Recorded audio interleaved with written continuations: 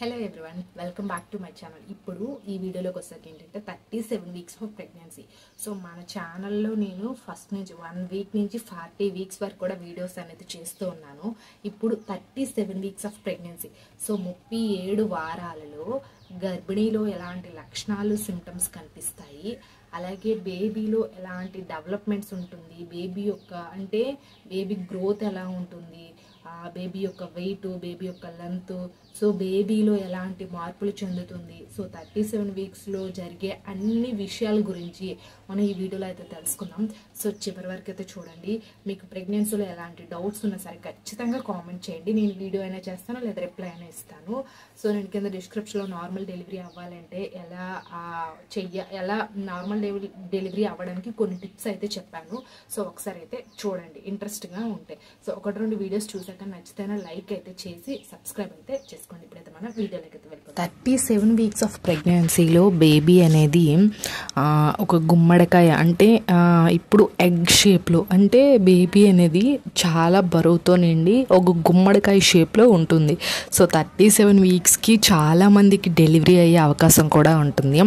So ఈ 37 weeks of ప్రెగ్నెన్సీలో 2 కేజీల 900 గ్రాములు బేబీ అనేది ఉంటుంది. అంటే లైక్ సరాసరి 3 కేజీల దగ్గరలో బేబీ అనేది, హెల్తీ బేబీ యొక్క వెయిట్ అనేది ఉంటుంది.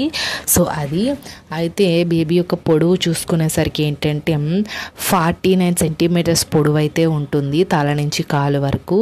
అలాగే బేబీ ఈ సమయంలో ఏ విధంగా ఉంటుందంటే మంచిగా, అంటే మూమెంట్స్ అన్నీ తగ్గిపోతాయి, చాలా వరకు మూమెంట్స్ అన్నీ కూడా తగ్గిపోతాయి. సో ఇప్పుడైతే భయపడిన అవసరం లేదు. డెలివరీ దగ్గర పడే కొద్దీ కూడా బేబీ యొక్క మూమెంట్స్ కూడా బాగా తగ్గిపోతాయి, అది ఒకటి ఉంటుంది. సో బేబీ అన్ని అంటే మనిషి ఏ విధంగా ఉంటాడో ఆ విధంగా అన్ని ఆర్గాన్స్ అన్నీ కూడా డెవలప్మెంట్ అయ్యి ఇంకా పుట్టడానికి సిద్ధంగా ఉంటుంది. సో బేబీలో అయితే ఈ సమయంలో ఎలాంటి మార్పులు అయితే ఎక్కువగా ఉండవు, బట్ నార్మల్గా మూమెంట్స్ అనేది తగ్గిస్తుంది, ఇంకా పుట్టడానికి సిద్ధంగా ఉంటుంది, హెడ్ ఆన్ పొజిషన్లోకి వచ్చేస్తుంది 37 వీక్స్ ఆఫ్ ప్రెగ్నెన్సీలో. సో ఇప్పుడు ఇలా జరుగుతుంది. అండ్ నెక్స్ట్ వన్ వచ్చేసరికి ఏంటంటే 37వ వారంలో గర్భాధారణ లక్షణాల గురించి అయితే తెలుసుకుందాం. ఫస్ట్ వన్ బ్రాక్టన్ హిక్స్ అంటారు, అంటే సంకోచాలు ఇస్తూ ఉంటుంది తరచుగా. అంటే లైక్ ఎలా అంటే నొప్పి, అంటే పురిటి నొప్పులు అంటారు కదా, ఆ పురిటి నొప్పులు లైట్గా వస్తూ పోతూ ఉంటుంది, అదొక సిమ్టమ్ కనిపిస్తుంది. అలాగే రొమ్ముల నుంచి మిల్క్ అనేది ఉత్పత్తి అవుతుంది, అంటే ఈ పాలు అనేది కొలెస్ట్రాల్ అంటే పసుపు కలర్లో, అంటే ముర్రు పాలు అంటారు కదా. సో ఇంకా డెలివరీకి సిద్ధంగా ఉండేటప్పుడు ఏంటంటే ఈ కొలెస్ట్రాల్ ముర్రు పాలు అనేది ఉత్పత్తి అయ్యి బయటికి లీక్ అవుతూ ఉంటుంది ఈ 37వ వారంలో. అలాగే యోని నుంచి మనకి ఎక్కువగా వైట్ డిశ్చార్జ్ రావడం, యూరిన్ రావడం, అలాగే కొంతమందికి బ్లీడింగ్ రావడం, ఇలాంటివన్నీ జరుగుతూ ఉంటుంది. సో చాలామందికి ఏంటంటే ఎక్కువగా యోని నుంచి వైట్ డిశ్చార్జ్ ఎక్కువగా లీక్ అవుతుంది. సో కొంతమందికి డెలివరీ సిమ్టమ్స్ వచ్చేసరికి కొంతమందికి ఎక్కువగా బ్లీడింగ్ రిలీజ్ అయ్యే ఛాన్సెస్ కూడా ఎక్కువగా ఉంటుంది. సో అదొకటి. అండ్ నెక్స్ట్ వన్ వచ్చేసరికి ఏంటంటే కొంతమంది గర్భిణీలకి గ్యాస్, ఉబ్బరం ఇలాంటి ప్రాబ్లమ్స్ కూడా వస్తూ ఉంటుంది. ఎక్కువగా అంటే బేబీ బరువుగా ఉండడం వల్ల, ఆ బరువు వల్ల మనకి ఏంటంటే గ్యాస్ రావడం, కడుపు ఉబ్బరంగా ఉండడం, తినాలనిపించుకోవడం, ఇలాంటి లక్షణాలన్నీ కనిపిస్తాయి. అలాగే లోయర్ బ్యాక్ పెయిన్ అంటారు కదా. సో ఈ లోయర్ బ్యాక్ పెయిన్ అనేది బాగా ఎక్కువగా ఉంటుంది, నడుము నొప్పి బాగా విపరీతంగా ఎక్కువగా ఉంటుంది ఈ 37 వీక్స్ ఆఫ్ ప్రెగ్నెన్సీలో. సో ఈ లోయర్ బ్యాక్ పెయిన్ వచ్చేటప్పుడు మాత్రం కొంచెం జాగ్రత్త. అలాగే ఈ 37 వీక్స్ ఆఫ్ ప్రెగ్నెన్సీలో ఇంకా బేబీ అనేది హెడ్ ఆన్ పొజిషన్కి రాకపోయింది అనుకోండి, మీరు డాక్టర్ని సంప్రదించాలి.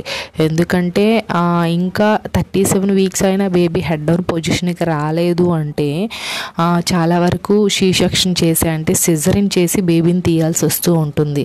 కాబట్టి ఈ సమయంలో మీకు పెయిన్స్ వస్తున్నా సరే వాకింగ్ అనేది చెయ్యాలి. ఇలా వాకింగ్ చేశారు అంటే ఇంకా బేబీ రొటేట్ అవుతూ ఇంకా హెడ్ డౌన్ పొజిషన్కి వస్తుంది. అలా హెడ్ డౌన్ పొజిషన్కి వస్తే మీకు ఈజీగా నార్మల్ డెలివరీ అనేది అవుతుంది. సో ఏంటంటే ఈ 37 వీక్స్ ఆఫ్ ప్రెగ్నెన్సీలో డాక్టర్స్ ఏంటంటే నార్మల్గా ఇంటర్నల్ చెకప్ చేస్తారు.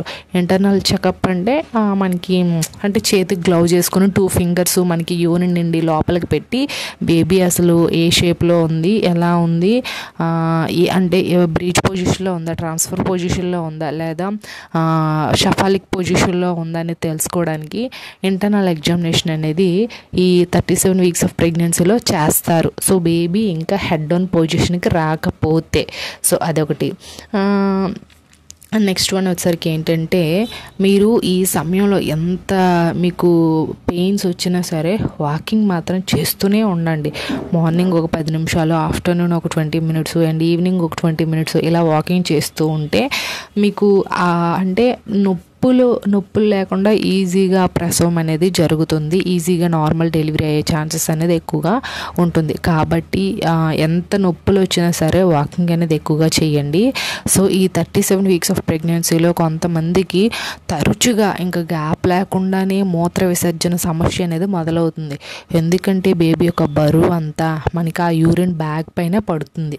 సో ఆ యూరిన్ ఆ మూత్రాశయం మీద పడడం వల్ల మనకి మాటికి ఇంకా యూరిన్ అనేది లీక్ అవుతూ ఉంటూనే ఉంటుంది.